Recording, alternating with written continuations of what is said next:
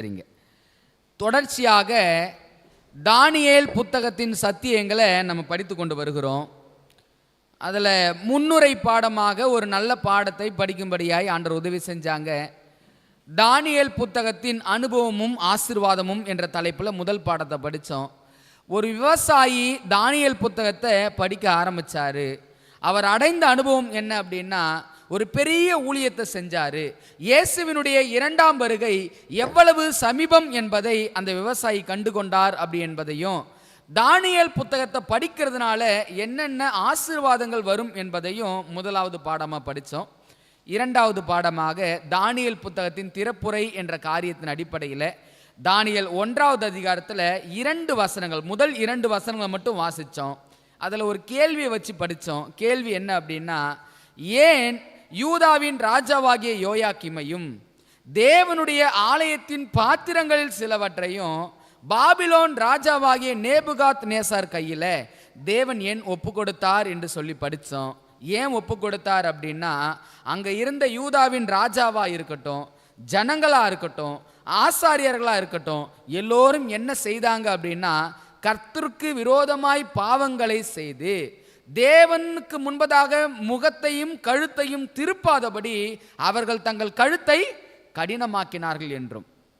பாவம் பெருகிக்கிட்டே போச்சு. ஆண்டவர் அவர்களை திருத்த வேண்டும், மாற்ற வேண்டும் என்பதற்காக தன்னுடைய ஸ்தானாதிபதிகளாகிய ஊழியக்காரர்களை அனுப்பினாரு. ஊழியக்காருடைய வார்த்தைகளை அவங்க என்ன செஞ்சாங்க? நிந்தித்து அவர்களை அசட்டை செய்ததனால் தேவனுடைய கோபம் அவர்களுடைய ஜனங்கள் மேல் மூண்டது, சகாயம் இல்லாமல் போயிற்று என்று சொல்லி வாசித்தோம். நல்ல பாடத்தை படித்தோம். நம்ம பக்கம் நிற்க வேண்டிய ஆண்டவர் சில நேரம் யார் பக்கம் நின்னுறாரு? எதிரியின் பக்கம் போய் நின்னுறாரு. ஏன் எதிரியின் பக்கம் நிற்கிறார் அப்படின்னு சொல்லி நம்ம வாசிப்போம் அப்படின்னா, புரிந்து கொள்வோம் அப்படின்னா, நம்ம கற்றுக்கொண்ட ஒரு காரியம் என்ன அப்படின்னா, சில நேரம் ஆண்டவர் நம்ம பக்கம் இருக்கிற தவறுகளை உணர்த்துவதற்காக எந்த பக்கம் நிற்க வேண்டியதாக இருக்கிறது? எதிரியின் பக்கமாய் நிற்க வேண்டியதாக இருக்கிறது அப்படின்னு சொல்லி பாடத்தை படித்தோம். அன்னைக்கு இருந்த அந்த தேவ ஜனம் பாபிலோன் கையில் ஒப்பு கொடுக்கப்பட்டுச்சு. அன்னைக்கு இருந்த ராஜா பாபிலோன் கையில் ஒப்பு கொடுக்கப்பட்டான். அன்னைக்கு ஒரு பாபிலோன் இருந்தது. இந்த முடிவு காலத்திலும் பாபிலோன் இருக்குதா அப்படின்னு கேள்வி கேட்டு படித்தோம். அன்னைக்கு ஒரு பாபிலோன் இருந்தது, இந்த காலத்திலும் ஒரு பாபிலோன் இருக்கிறது. அன்னைக்கு தேவஜனம் பாபிலோன் கையில் ஒப்படைக்கப்பட்டுச்சு. ஏன் ஒப்பு கொடுக்கப்பட்டுச்சு அப்படின்னா, அவங்க தேவனுக்கு விரோதமாய் பாவங்களை செய்து, அக்கிரமங்களை செய்து, சத்தியத்தின் மேல் உள்ள அன்பை அவர்கள் அங்கீகரியாமல் போனபடியினாலே தேவன் அவர்களை ஒப்பு கொடுத்தார் என்று சொல்லி பார்க்கிறோம். அப்ப இந்த காலத்திலும் பாபிலோன் ஒன்று என்று இருக்கிறது. அந்த பாபிலோன் கையில் யார் ஒப்பு கொடுக்கப்படுவாங்க அப்படின்னா, யாரெல்லாம் பாவங்களை செய்து தேவன் சத்தியத்தை கொண்டு பேசும் பொழுது, ஆவியானவர் சத்தியத்தினால் நம்மோடு இடைப்படும் பொழுது, யாரெல்லாம் கழுத்தை கடினமாய் வைத்துக் கொள்கிறோமோ அவர்கள் எல்லாம் பாபிலோனுக்கு ஒப்பு கொடுக்கப்படுவார்கள். அன்னைக்கு இருந்த தேவ ஜனம் தேவ ஆலயத்தை தீட்டுப்படுத்தினது, அதனால ஒப்பு கொடுக்கப்பட்டுச்சு. இன்னைக்கு இருக்கிற தேவ ஜனம் தேவ ஆலயத்தை தீட்டுப்படுத்தும் அப்படின்னா அதுவும் பாபிலோன் கையில் ஒப்பு கொடுக்கப்படும் என்ற காரியத்தை நம்ம நல்ல பாடத்தை தொடர்ச்சியாக படித்தோங்க. இந்த நாளிலும் அதனுடைய தொடர்ச்சியாக தானியேல் 1வது அதிகாரத்தில் மீண்டும் ஒரு நல்ல பாடத்தை படிக்கும்படியாய் நாம் கடந்து வந்திருக்கிறோம். இன்றைக்கான பாடத்தினுடைய தலைப்பு என்ன அப்படின்னா, ராஜாவை சந்திக்க ஆயத்தம் என்ற தலைப்பில் பாடத்தை படிக்க போகிறோம். இன்றைக்கி நமக்கு வேத பகுதியாக தானியேல் 1வது அதிகாரத்தில் வசனம் 3 7 வசனங்கள் வரைக்கும் இன்றைக்கான நமக்கு வேத பகுதிக்கான வசனமாய் அமைகிறது. சில நேரங்களில் நம்ம சத்தியங்களை படிக்கும் பொழுது ரொம்ப கவனமாய் கவனிக்க வேண்டியதாக இருக்கிறது. அதுவும் பாருங்கள், இந்த தானியேல் புத்தகத்தின் சத்தியங்கள் எல்லாம் ரொம்ப இந்த காலத்திற்கான சத்தியம், இந்த காலத்துக்கான சத்தியமாக இருக்கிறபடியினால ரொம்ப கவனமாக கவனிக்க வேண்டியதாக இருக்குதுங்க. ஸோ அதனால் ஜபத்தோடு நம்ம என்ன செய்யணும்? பாடங்களை கவனிக்கணும். ஃபஸ்ட்டு 3வது வசனத்திலேருந்து 7வது வசனம் வரைக்கும் நான் வாசிச்சிடுறேன். வாசிச்சுட்டு அதனுடைய கருத்து என்ன அப்படின்றத கொஞ்சம் வாசிக்கலாம் வாங்க. அப்பொழுது இஸ்ரவேல் புத்திரருக்குள்ளே ராஜ குலத்தாராகிலும் துரைமார்களிலும் யாதொரு மாசு இல்லாதவர்களும் அழகானவரும் சகல ஞானத்தில் தேறினவர்களும் அறிவில் சிறந்தவர்களும் கல்வியில் நிபுணரும் ராஜாவின் அரண்மனையிலே சேவிக்கத்தக்க திறமை உள்ளவர்களாகிய சில வாலிபரை கொண்டு வரவும். அடுத்த வார்த்தையை கவனிங்க. அவர்களுக்கு கல்தேயரின் எழுத்தையும் பாஷையையும் கற்றுக் கொடுக்கவும் ராஜா தன் பிரதானிகளின் தலைவனாகிய அஸ்பனேசுக்கு கற்பித்தான். ராஜா தான் உண்ணும் போஜனத்திலேயும் தான் குடிக்கும் திராட்சை ரசத்திலேயும் தினம் ஒரு பங்கை அவர்களுக்கு நியமித்து அவர்களை 3 வருஷம் வளர்க்கவும் அதன் முடிவிலே அவர்கள் ராஜாவுக்கு முன்பாக நிற்கும்படி செய்யவும் கட்டளையிட்டான். அவர்களுக்குள் யூத புத்திரராகிய தானியேல், அனனியா, மிசாவேல், அசரியா என்பவர்கள் இருந்தார்கள். பிரதானிகளின் தலைவன் தானியேலுக்கு பெல்சாத்சார் என்றும், அனனியாவுக்கு சாத்ராக் என்றும், மிசாவேலுக்கு மேஷாக் என்றும், அசரியாவுக்கு ஆபேத்நேகோ என்றும் மறுபெயரிட்டான். இதுதாங்க வேத பகுதி. 3வது வசனத்திலிருந்து 7வது வசனம் வரைக்கும் 3 காரியங்கள் அங்கே இருக்கிறத பார்க்க முடியுது. நம்ம ஏற்கனவே வாசித்தோம். 2 ராஜா, 2 ஆலயம், 2 பாபிலோன், இப்படி சொல்லி எல்லாத்தையும் 2 முதல் பாடத்தை படித்தோம் இல்லைங்களா?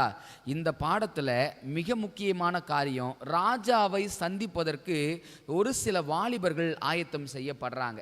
இந்த வாலிபர்கள் யார் என்பதை வசனம் 3 சொல்லிச்சு. என்ன வசனம் படித்தோம்? யூத கோத்திரத்தில் எப்படிப்பட்டவர்களை தேர்ந்தெடுக்கணும், எத்தனை காரியங்கள் அப்படின்னு பாருங்களேன். ஒரு 6 விஷயம் இருக்குது. அந்த 6 விஷயத்தை மீண்டும் ஒரு விஷயம் வாசிக்கலாங்களா? அப்பொழுது இஸ்ரவேல் புத்திரருக்குள்ளே முதல் காரியம் ராஜ குலத்தார்களிலும், 2வது துறை மக்களிலும் யாதொரு மாசு இல்லாதவர்களும், அழகானவர்களும், சகல ஞானத்திலும் தேறினவர்களும், அறிவில் சிறந்தவர்களும், கல்வியில் நிபுணரும். அடுத்த வார்த்தை, ராஜாவின் அரண்மனையிலே சேவிக்க திறமை உள்ளவர்களாகிய சில வாலிபரை கொண்டு வரும். அப்ப ராஜா யோசிச்சு பாருங்க, அவன் பாபிலோனுக்கு முதல் படையெடுப்பு, முதல் சிறையிருப்பு யாரை கொண்டு வர சொல்றான் அப்படின்னா, யாருங்க? வாலிபரை. இந்த வேத பகுதியை வாசிக்கும் போது எனக்கு ஒரு கேள்வி இருந்துச்சு. கேள்வி என்ன அப்படின்னா, ஏன் இந்த ராஜா வாலிபர்களை கொண்டு வர சொன்னா? ஒருவேளை முதிர் வயதவங்களை கொண்டு வர சொல்லியிருந்தான் அப்படின்னா, முதிர் வயது உள்ளவர்களுக்கு முதிர்ச்சி அதிகமாக இருக்கும், அனுபவங்கள் அதிகமாக இருக்கும். சில நேரங்களில் அவன் செய்ய நினைக்கிற காரியத்தை முதிர் வயதுவர்களை வச்சு அவன் செய்திருக்கலாம்.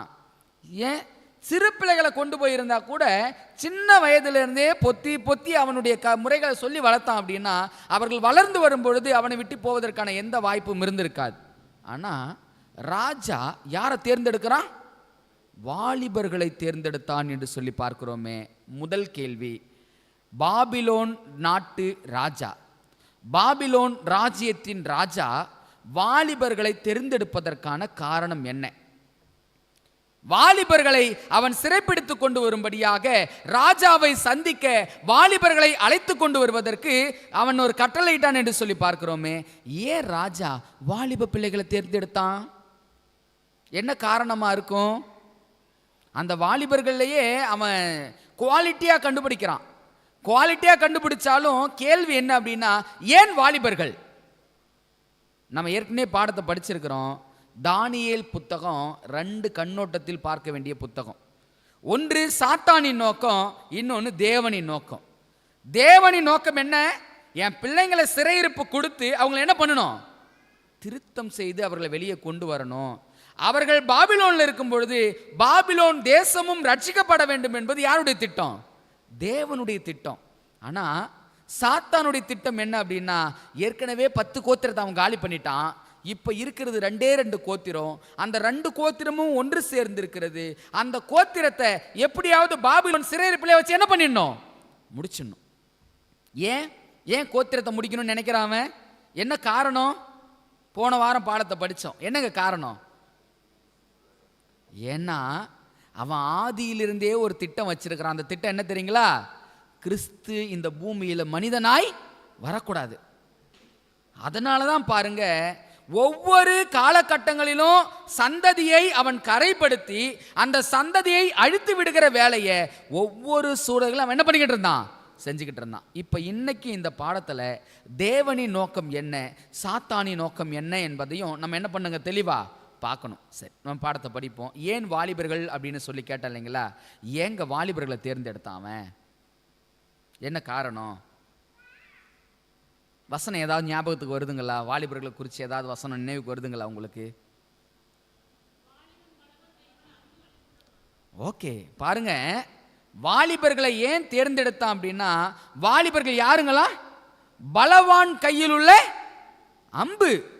யோசித்து பாருங்க, ஒரு பலவான் ஒருத்தர் இருக்கிறாருன்னு வச்சுங்களேன், அந்த பலவான் கையில் ஒரு அம்பு இருக்குது அப்படின்னா, அந்த பலவான் அந்த அம்பை பயன்படுத்தும் பொழுது அந்த அம்பு என்ன செய்யும் அப்படின்னா, எந்த நோக்கத்தை குறிவைத்து அந்த அம்பை செலுத்துகிறானோ அந்த அம்பு போய் அந்த நோக்கத்தை என்ன பண்ணும்? நிறைவேற்றும். ஒரு பறவை இருக்குது, அந்த பறவையை சிதைக்கணும் அப்படின்னு சொல்லி அந்த அம்பை விட்டான் அப்படின்னா அந்த அம்பு நேரம் எங்க போகும்? ஏன் வாலிபர்கள் அப்படின்னா அவர்கள் பலவான் கையில் உள்ள அம்புகளுக்கு ஒப்பா இருக்கிறாங்க. என்ன காரணம் அப்படின்னா, இந்த உலகத்தில் சிறு குழந்தைகளை வச்சு சில காரியங்களை செய்ய முடியுமானா முடியாது. முதிர் வயது உள்ளவர்களை வச்சு சில வேலைகளை செய்ய முடியுமானா முடியாது. ஆனா வாலிபர்களை வைத்து ஒரு காரியத்தை நம்ம செய்தோம் அப்படின்னா அந்த வாலிபர்கள் எந்த நோக்கத்திற்காக ஒப்படைக்கப்படுகிறார்களோ அந்த நோக்கத்தை சரியா நிறைவேற்றுவாங்க. ஆதாம் எந்த வயசுல படைக்கப்பட்டாரு? வாலிப வயதுல. புரியுதுங்களா? ஆண்டவர் ஏன் வாலிப வயதுல ஆதாம படைச்சார் அப்படின்னா, ஆதாமுக்கென்று ஒரு நோக்கம் இருக்கிறது. அந்த நோக்கத்தை நிறைவேற்ற வேண்டும் என்பதற்காக தேவன் ஆதாமை வாலிப வயதுல படைச்சார். இங்க சாத்தான் யார் மூலமா செயல்படுறான்னா, நேபுகாத் நேசார் மூலமா செயல்படுறான். அவன் யாரை தேர்ந்தெடுக்கிறான் அப்படின்னா வாலிபர்களை தேர்ந்தெடுக்கிறான். ஏன் வாலிபர்களை தேர்ந்தெடுக்கிறான் அப்படின்னா, வாலிபர்கள் பலவான் கையில் உள்ள அம்புகள். எந்த நோக்கத்திற்காக அவர்களை செலுத்துகிறோமோ, எல்லாம் சொல்லுவாங்க பல கிராமப்புறங்கள்லாம், ஓடுற பாம்பை காலால மிதிக்கிற வயசு அப்படின்னு என்ன அர்த்தம் தெரியுங்களா? அவங்க ஒன்று நினைச்சாங்கன்னா சாதிச்சிருவாங்க. தேவன் நினைக்கிறாரு வாலிப பிள்ளைகளை என் சாதனைக்காக பயன்படுத்த வேண்டும் என்று தேவன் நினைக்கிறாரு.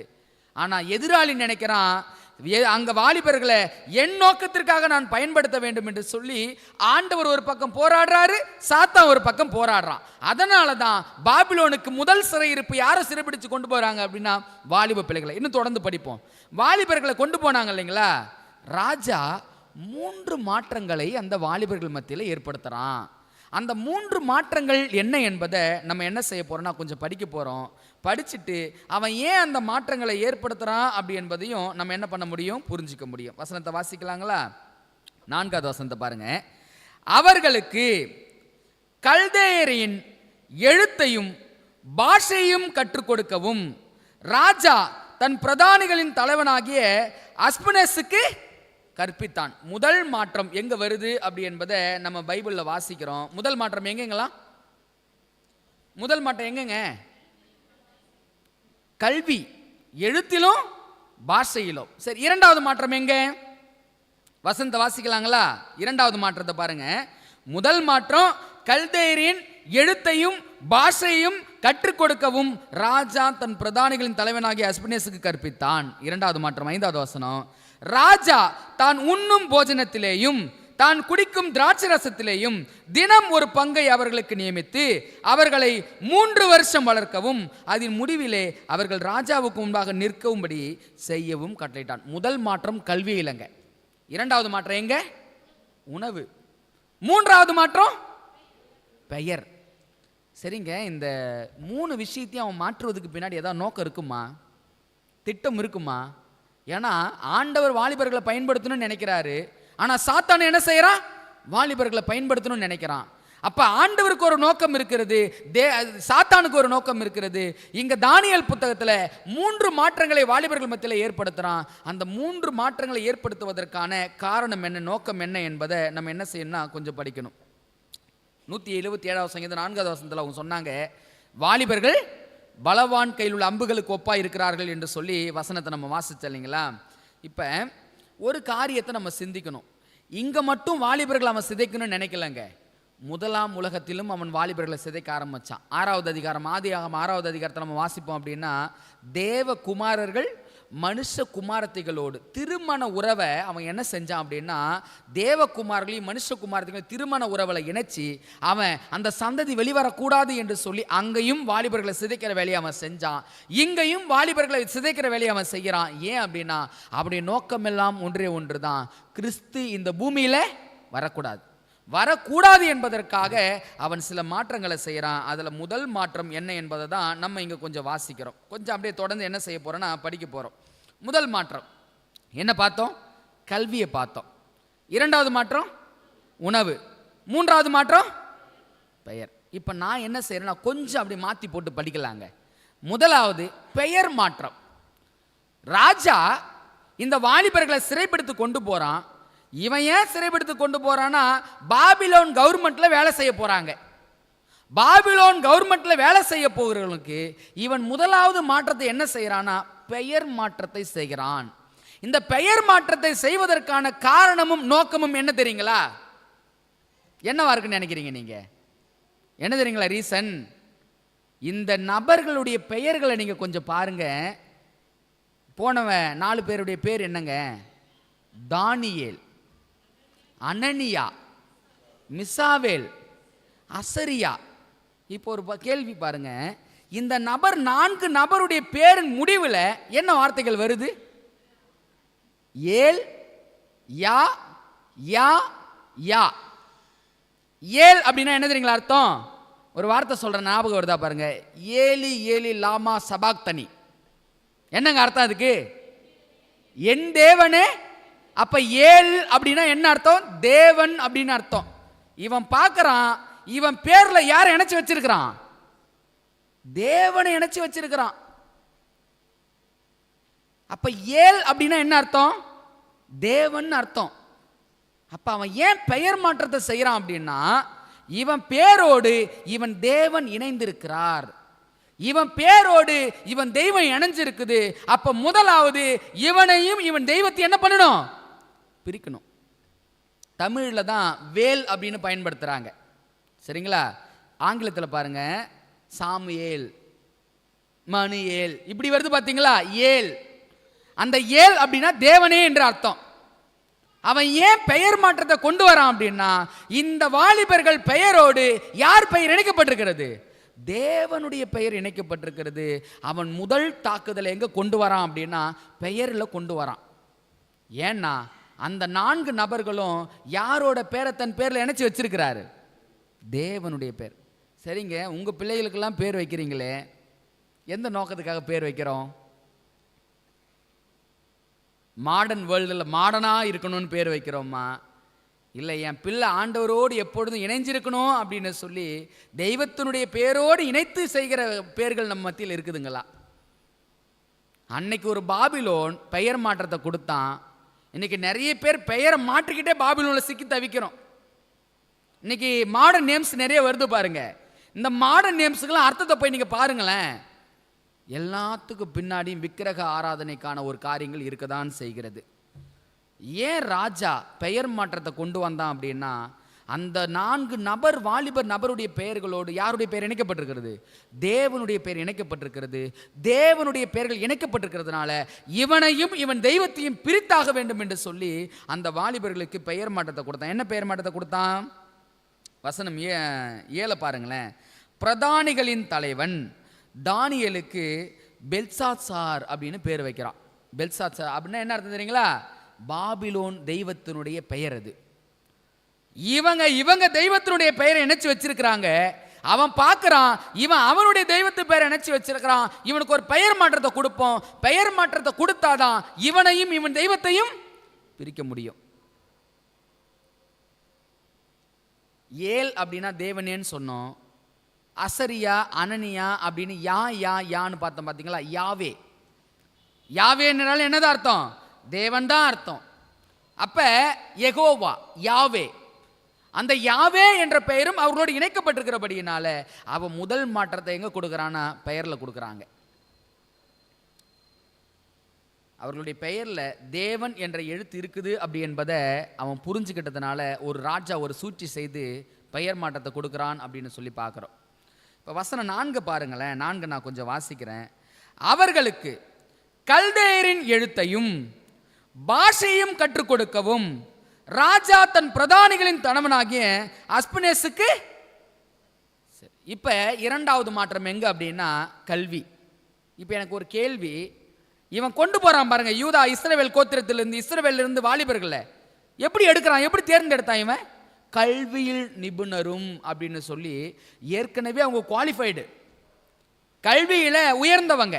இன்னைக்கு வாலிப பிள்ளைகளுக்கு ஒரு தீர்க்க தரிசன பள்ளியை குறித்து எடுத்துக்கிட்டு இருந்தேன். தீர்க்க தரிசன பள்ளியில் படித்தவர் தானியேல் என்பதற்கு இதான் ஆதாரம். கல்வியில் நிபுணரா எப்படி அவர் மாறினார் அப்படின்னா, அன்னைக்கு தீர்க்கதரிசிகள் தீர்க்க தரிசன பள்ளியை வச்சிருந்தாங்க. அந்த தீர்க்க தரிசன பள்ளிகள் மூலமாய் வாலிப பிள்ளைகள் கர்த்தருக்குள்ளாக வளர்க்கப்பட்டார்கள். ஏற்கனவே இவன் கல்வியில் நிபுணர். இப்ப பாபிலோன் ராஜா கொண்டு போறான், அங்க எழுத்தையும் பாஷையும் கற்றுக் கொடுக்கறான். என்ன காரணமா இருக்கும்? நான் நினைச்சேங்க, ஒருவேளை இங்க இருந்து நம்ம நார்த் இந்தியா போறோம்னு வச்சுங்களேன், அங்க போய் அவங்க கூட சர்வே பண்ணணும், வேலை செய்யணும் அப்படின்னா நமக்கு நார்த் இந்தியா மொழி என்ன? ஹிந்தி. ஹிந்தி நமக்கு என்ன பண்ணுது? அவசியம்தான். ஆனா இவன் என்ன செய்யறான் அப்படின்றத பாருங்களேன். இவன் என்ன செய்யறான் அப்படின்னா, பாஷையும் எழுத்தையும் கற்றுக் கொடுக்கிறான். ஏற்கனவே இவங்க கல்வி நிபுணர், ஏன் இவங்களுக்கு இப்ப பாபிலோன் பாஷையும் எழுத்தையும் கொடுக்கிறான் அப்படி என்பதை நான் கொஞ்சம் யோசித்து கொண்டிருந்தேங்க. ஒருவேளை பாபிலோன் கவர்மெண்ட்ல இவங்க வேலை செய்ய போறாங்க அப்படின்னா, ஒருவேளை ஒரு 3 மாசமோ 6 மாசமோ சொல்லி கொடுத்தா பரவாயில்ல. எத்தனை வருஷம் கல்வி தெரியுங்களா? எத்தனை வருஷங்க? ஏன் 3 வருஷம்? இன்னைக்கு கல்லூரி பிள்ளைகள்லாம் படிக்கிறாங்களே, எத்தனை வருஷம் தெரியுங்களா? என்ன நோக்கமா இருக்குன்னு நினைக்கிறீங்க? இந்த கல்விக்கும் அந்த கல்விக்கும் ஏதாவது சம்மந்தம் இருக்குன்னு நினைக்கிறீங்களா நீங்க? உண்மைங்க. இன்னைக்கு பிள்ளைகளை போய் ஒரு கல்லூரியில் சேர்க்கிறோன்னா 3 வருஷம் பேசிக். 3 வருஷத்துக்கு இங்க 3 வருஷத்துக்கும் தானியேல் புத்தகத்தினுடைய 3 வருஷத்துக்கும் நெருங்கிய சம்பந்தம் இருக்கிறது. கல்வியில மாற்றத்தை கொண்டு வரான். ஏன் கல்வியில மாற்றத்தை கொண்டு வரான் அப்படின்னா, எனக்கு ரொம்ப நாள் இந்த விஷயம் புரியாமல் இருந்துச்சு. எங்கள் சார் ஒரு கதை எனக்கு சொன்னாங்க, எனக்கு இன்னும் நல்லா ஞாபகம் இருக்குது. தானியேல் புத்தகத்தை அவங்க எங்களுக்கு சொல்லிக் கொடுக்கும்போது ஒரு விஷயத்தை சொன்னாங்க, இன்னும் எனக்கு நல்லா ஞாபகம் இருக்குது. ஆங்கிலேயர்கள் தமிழ்நாட்டை ஆளுவதற்காக வந்தாங்க இல்லைங்களா? ஆங்கிலேயர்கள் தமிழ்நாட்டை பார்க்குறாங்க. தமிழ்நாட்டை எப்படியாவது நம்ம பிடித்தாகணும் அப்படின்னு சொல்லி அவங்க என்ன பண்ணுறாங்கன்னா, சில திட்டங்களை வகுக்கிறாங்க. அவன் அங்கிருந்து பணத்தையும் பொருளையும் கொண்டு வந்து எப்படியாவது இந்த மக்களுக்கு கொடுத்து இந்த மக்களை தன்வயப்படுத்தணும் அப்படின்னு சொல்லி அவன் என்ன பண்ணுறான்னா, பொருட்களையும் பணத்தையும் அவன் சேகரித்து கொண்டு வரான். அவன் இங்கே பார்க்குறான், தமிழ்நாட்டை பார்க்குறான். இந்தியாவில் எத்தனையோ பகுதிகள் உண்டுங்க. இந்தியாவில் எத்தனையோ பகுதிகள் உண்டு. எத்தனையோ பகுதிகள் இருந்தாலும் தமிழ்நாட்டுக்கு பார்க்குறான். தமிழர்களை அடக்கி ஆளணும், எப்படி தீர்மானம் பண்ணலாம் அவன் யோசித்து பார்க்குறான். சுற்றி பார்த்து ஒரு முடிவு போகுது. த லார்ட் மெக்காலி அவர் பேர், சரிங்களா? 1835ஆம் வருஷத்தில் நடந்த சம்பவம் இது. லார்ட் மெக்காலி என்ன செய்கிறாரு? தமிழ்நாட்டை சுற்றி பார்க்குறாரு. தமிழர்கள் எப்படி அடக்கி ஆளலாம், பணத்தையும் பொருளையும் கொடுத்து இவனை அடக்கி ஆண்டலாம் அப்படின்னு சொல்லி அவன் திட்டம் போட்டுக்கிட்டு வரான். இங்கே பார்க்குறான், அவன் நினைக்கிறதுக்கு மேலாக பணமும் பொருளும் யாருடைய காலடியில் கிடக்குது? தமிழருடைய காலடியில் கிடக்குது. ஏன்னா தமிழ்நாடு செல்வ செழிப்பான ஒரு பகுதி. புரியுற மாதிரி சொல்கிறேன். ஏன் நார்த் இந்தியர்கள்லாம் இன்னைக்கு நார்த் இந்தியா விட்டு தமிழ்நாட்டுக்கு வராங்க? இன்னைக்கே இந்த நிலைமைனா அப்போ அன்னைக்கு எப்படி இருந்திருக்குன்னு யோசித்து பாருங்களேன். அவன் தமிழர்களை எப்படியாவது அடக்கி ஆளணும்னு நினைக்கிறான். அவன் இங்கே பணத்தையும் பொருளையும் கொடுத்து அடக்கி ஆளலான்னு நினைச்சான். ஆனால் அதுக்கான வாய்ப்பு இல்லை. ஏன்னா பணமும் செழிப்பும் தமிழனுடைய காலுக்கடியில் கிடக்குது. அப்போ இவனை எப்படி தன்வயப்படுத்துறது அப்படின்னு அவன் சிந்திக்கிறாங்க. எப்படி இந்த தமிழர்களை நம்ம கண்டுபிடிக்க அடக்கி ஆள முடியும் அப்படி என்பதை அவன் யோசிக்கிறாங்க. அப்போ ஒரு ஐடியா போடுறான், இவன் மத்தியில் இவனை நம்ம அடக்கணும் அப்படின்னா அவன் மொழியில் கை வைடான்றான். அவன் மொழியில் கை வை, அவனுக்கு ஒரு விஷயத்தை புரிய வை. உன் தமிழோட இங்கிலீஷ் ரொம்ப பெருசு அப்படின்றத அவனுக்கு புரிய வைன்னு சொல்லி மெதுவாக என்ன கொண்டு வரான் அப்படின்னா ஆங்கிலத்தை உள்ளே கொண்டு வரான். ஆங்கிலத்தை உள்ளே கொண்டு தமிழ்லாம் வேஸ்ட்டு, ஆங்கிலத்தை படி, ஆங்கிலம் தான் உனக்கு மேன்மை அப்படின்னு சொல்லி தமிழர்களை எதை கற்றுக்கொள்ள ஆரம்பிக்க வைக்கிறான்? ஆங்கிலத்தை படிக்க ஆரம்பிக்க வைக்கிறான். இங்கே தமிழில் பேசுனாங்கன்னா முன்னாடி காலங்களில், என்ன மேன் இன்னும் தமிழில் பேசிக்கிட்டு இருக்கிற? எனக்கு இந்த சினிமா நடிகரில் ஒருத்தர், அவர் பேர், நல்ல கருத்துக்கள் எல்லாம் அவர் சொல்லக்கூடியவர். அவர் சினிமா நடிகர் மாத்திரம் அல்ல, நிறைய கருத்து பரிமாற்றங்களை சொல்லக்கூடிய நபரும். அவர்லாம் இங்கிலீஷ் அதிகமாக பேசுவாருங்களா? இந்த விஷயத்தை ஆராயும் போது அதையும் நான் தேடி படித்தேன். தேடி படிக்கும் பொழுது இங்கே தமிழ்நாட்டில் தமிழ் பேசுகிறவங்க எல்லாரையும் ஆங்கில மொழி பேசுகிறவங்க ரொம்ப இழிவாக பார்த்தாங்களாம். அப்போ இழிவாக பார்க்கும்போது இவனுக்கு என்ன வந்துடுச்சு அப்படின்னா, என்னடா அவனே இங்கிலீஷ் படிக்கிறான், நம்ம படிக்கக்கூடாதா? நான் மாத்திரம் இல்லை, என் பிள்ளையும் சேர்த்து இங்கிலீஷ் படிக்க வைக்கிறேன் அப்படின்னு சொல்லி பிள்ளைகளை எங்கே கொண்டு போய் சேர்த்துட்டாங்க. பார்த்தீங்களா? ஒரு நாட்டை கைக்குள்ளே வைக்கிறதுக்கு எதில் கையை வச்சான்? புரியிற மாதிரி இன்னொரு உதாரணத்தை சொல்கிறேன். இன்னைக்கு இந்தினாலே போடா அப்படின்னு சொல்கிறாங்க தமிழ்நாட்டில். எப்படி ஆகிலும் இந்தி திணிப்பை கொண்டு வந்துடணும் அப்படின்னு சொல்லி மத்திய அரசு என்ன பண்ணிக்கிட்டு இருக்குது? இன்னைக்கு தமிழ்நாட்டுக்குள்ள போராடிக்கிட்டு இருக்குது. இந்த இந்தி திணிப்பு இப்ப இல்லை, பல வருட காலமாகவே முயற்சி செய்து கொண்டே இருக்கிறாங்க. ஏன் இந்தி திணிப்பை சொல்றாங்க? உங்களுக்கு ஒன்று புரியுதுங்களா? தமிழ்நாட்டில் இந்தி வேணான்னு சொல்றதுக்கான காரணம் என்ன தெரியுங்களா? இங்க தாங்க சத்தியம் இருக்குது. விஷயம் என்ன தெரியுங்களா? அவன் மொழியை கொண்டு வருவான், நம்ம மொழியோட அவன் மொழியை மேலே தூக்குவான், சந்ததிகள் மொழியை மறப்பாங்க. இங்க அடிமையாய் போய் எப்படி பாபிலோன் தேசத்துல யூதர்கள் அடிமையாய் போனாங்களோ, இஸ்ரவேல் கோத்திரம் அடிமையா போச்சு. அதே போல மொழியில கையை வச்சோம் அப்படின்னா ஒரு தேசத்தையோ ஒரு நாட்டை என்ன பண்ணிட முடியும்? முடிச்சு கட்ட முடியும். பாபிலோன் ராஜா சாதாரணமா அங்க பாடத்தை அவன் கையை வைக்கலங்க, கல்வி முறையை கையை வைக்கலங்க. அவனுடைய நோக்கம் தெரியும். இந்த இஸ்ரவேலர்களை அடிமைப்படுத்தணும் அப்படின்னா இவன் கல்வி முறையே, ஏன்னா இவன் படிச்சுக்கிட்டு போன கல்வி முறை எப்படி தெரியுங்களா? தீர்க்கதரிசிகள் பள்ளியில படிச்சவங்க, தீர்க்க தரிசன பள்ளியில படிச்சவங்க, அவங்க தேவனோடு ஒன்றிணைஞ்சு நிற்கக்கூடியவங்க. சிந்திச்சு பாருங்க, பாபிலோன் தேசத்துல எத்தனையோ பிரச்சனைகள் அவர்களுக்கு வந்துச்சு, எத்தனையோ பாடுகள் வந்துச்சு. இந்த 4 வாலிபர்கள் ஜெயிச்சாங்களா இல்லையா? ஜெயிச்சதுக்கான காரணம் என்ன தெரியுங்களா? தீர்க்க தரிசன பள்ளி, தீர்க்கதரிசி கிட்ட படிச்ச பாடம். அந்த பாடம் அவருக்கு உள்ளக்குள்ளாக இருந்தபடியினால தான் சொன்னாங்க, நேபுகாத் நேசாரே, இந்த காரியத்தை குறித்து உனக்கு உத்தரவு சொல்ல எனக்கு அவசியம். எங்கங்க வந்துச்சு இந்த தைரியம்? இந்த 4 அடிமைகளுக்கும் 3 அடிமைகளுக்கும் அவன் படித்த கல்விங்க. அதனால தான் சாத்தான் பார்க்குறான், இங்க நேபுகாத் நேசார் மூலமா எந்த மாற்றத்தை கொண்டு வரான்? கல்வி மாற்றத்தை கொண்டு வரான், பாஷை மாற்றத்தை கொண்டு வரான். இன்னைக்கும் கல்வியில கை வைக்கிறதுக்கான காரணம் அதுதான். இருமொழி கல்விக் கொள்கை அப்படின்னு சொல்லி ஒரு கல்விக் கொள்கை வந்துகிட்டு இருக்கு தெரியுங்களா? ஏன் அதை தமிழ்நாடு விடாம தடுத்துக்கிட்டு இருக்குதுன்னு நினைக்கிறீங்க நீங்க? இந்த விஷயத்தை நம்முடைய தமிழர்கள் முன்னாடியே புரிஞ்சுக்கிட்டாங்க. ஒரு நாட்டை அடக்கணும் அப்படின்னா அவன் மொழியும் அவன் கல்வியும் அடக்கிட்டோம் அப்படின்னா அவன் என்ன பண்ணிடுவான்? ஆட்டோமேட்டிக்காக நம்ம கிட்ட அடிமை ஆயிடுவான். பாபிலோன் நாட்டு ராஜாவும் அப்படிதாங்க இங்க அடிமைப்படுத்துறான். அப்ப என்ன நோக்கம் அப்படின்னா, கல்வியை தன்வயப்படுத்தி இவர்களை எப்படியாவது அழிச்சு விட வேண்டும் என்று சொல்லி அவன் என்ன பண்ணுறான்? திட்டங்களை தீட்டுறான். நான் நிறைய நேரங்களில் சிந்திப்பது உண்டு, ஆண்டவரே, இன்னைக்கு நார்த் இந்தியாவிலிருந்து அநேக பேர் தமிழ்நாட்டுக்கு வந்துடுறாங்க, இதில் ஏதாவது நோக்கம் இருக்குமா ஆண்டவரே அப்படின்னு சொல்லி நான் அநேக நேரங்களில் சிந்திப்பது உண்டு. அப்போ தான் ஒரு விஷயத்தை புரிஞ்சுக்கிட்டேன். அவன் கொஞ்சம் கொஞ்சமாக நகர்த்தி எல்லாரும் இங்கே அனுப்பிக்கிட்டே இருக்கிறான். இவங்க என்ன நினைக்கிறாங்க? அவன் பொழப்புக்கு வரான், பொழைச்சிட்டு போகிறான். வர்றவன் என்ன செய்கிறான் தெரியுங்களா?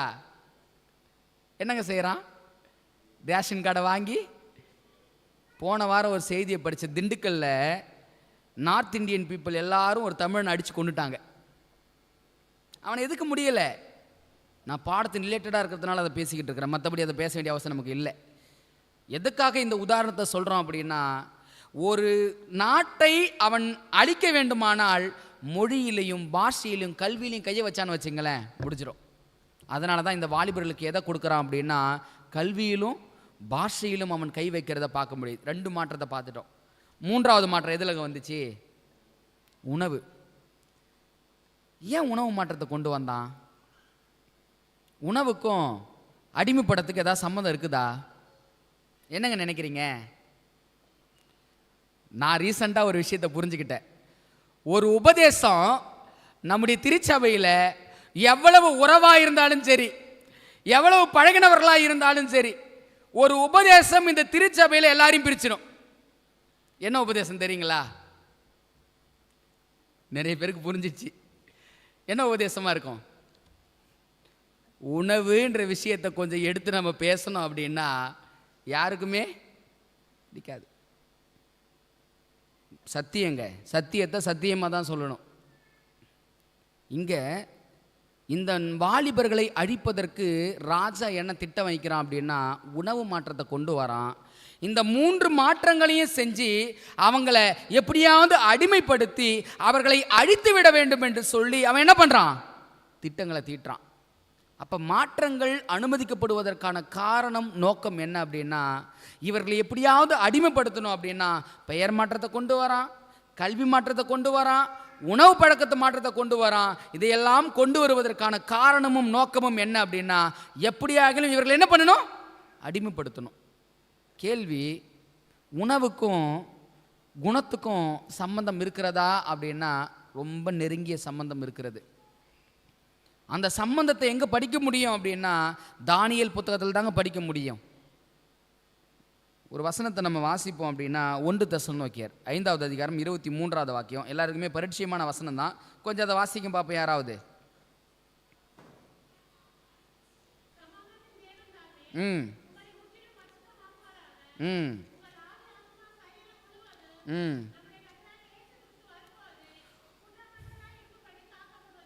குற்றம் மற்றதாக இருக்கும்படி காக்கப்படுவது. எது எல்லாம்? ஆவி, ஆத்துமா, சரீரம். இந்த விஷயத்தை குறித்து அடுத்த பாடத்தில் கண்டிப்பாக நம்ம இன்னும் கொஞ்சம் டீப்பாக படிப்போம். இன்றைக்கி ஒரு விஷயத்தை யோசிப்போம்.